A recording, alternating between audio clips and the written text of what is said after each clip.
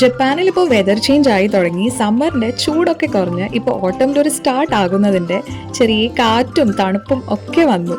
Season changed ആയിരിക്കണം നീരുവിന് ചെറിയൊരു ഫീവറും കോൾഡും. ഞങ്ങൾ നിൽക്കുന്നതിൻ്റെ അടുത്ത് തന്നെ ഏകദേശം ഒരു 5 minutes വാക്കബിൾ ഡിസ്റ്റൻസിൽ ഒരു കിഡ്സ് ക്ലിനിക്കിലേക്കാണ് ഈ പോകുന്നത്. ജപ്പാനിലെ മെജോറിറ്റി ക്ലിനിക്സ് അല്ലെങ്കിൽ ഹോസ്പിറ്റൽസിലൊക്കെ കൂടുതലും ജാപ്പനീസ് ഡോക്ടേഴ്സ് ആയിരിക്കും. പിന്നെ എല്ലാവർക്കും ഇംഗ്ലീഷ് അറിയുമോ എന്ന് ഉറപ്പുമില്ല. പക്ഷേ ഈ ക്ലിനിക്കിൽ താങ്ക്ഫുള്ളി ഇംഗ്ലീഷ് സംസാരിക്കുന്ന ഒരു ജാപ്പനീസ് പീഡിയാട്രീഷ്യൻ ആയതുകൊണ്ട് തന്നെ വേറെ എവിടെയും പോവാതെ ഇതിനു മുന്നേയും ആവശ്യം വന്നപ്പോൾ ഇവിടെ തന്നെയായിരുന്നു ഞാൻ മോനെ കൊണ്ട് വന്നത്. ക്ലിനിക്കിലെത്തി റിസപ്ഷനിൽ സംസാരിച്ചതിന് ശേഷം എവിടത്തെയും പോലെ ഇവിടെയും അവർ ആദ്യം നമുക്ക് ഡീറ്റെയിൽസ് എല്ലാം ഫിൽ ചെയ്യാൻ പറഞ്ഞ് ഒരു ഫോം തന്നു. നല്ല ക്യൂട്ട് ആംബിയൻസ് ആണ് കേട്ടോ ഈ ക്ലിനിക്കിൽ.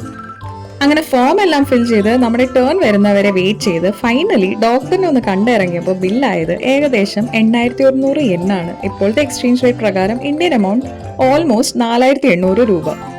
അത് കഴിഞ്ഞ് ബിൽഡിങ്ങിൽ താഴെ തന്നെ ഫാർമസി ഉണ്ട്. അതുകൊണ്ട് മെഡിസിൻ വാങ്ങാൻ അവിടേക്ക് പോയി. ഇവിടെ നമ്മുടെ നാട്ടിലെ പോലെ പ്രിസ്ക്രിപ്ഷൻ കൊടുത്ത പാടെ അപ്പോൾ തന്നെ അല്ലെങ്കിൽ 5-10 മിനിറ്റിലൊന്നും കിട്ടില്ല കേട്ടോ. ജപ്പാനിൽ ബാക്കി എല്ലായിടത്തും പോലെ ടോക്കൺ സിസ്റ്റം തന്നെയാണ് ഫാർമസിയിലും.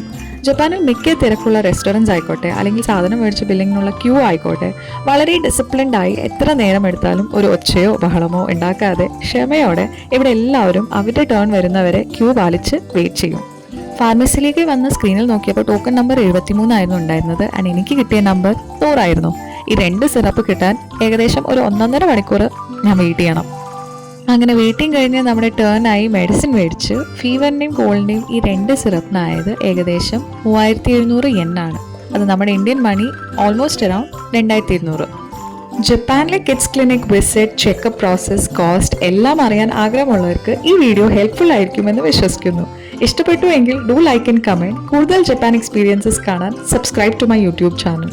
Thanks for watching. Stay in touch. Okay, by.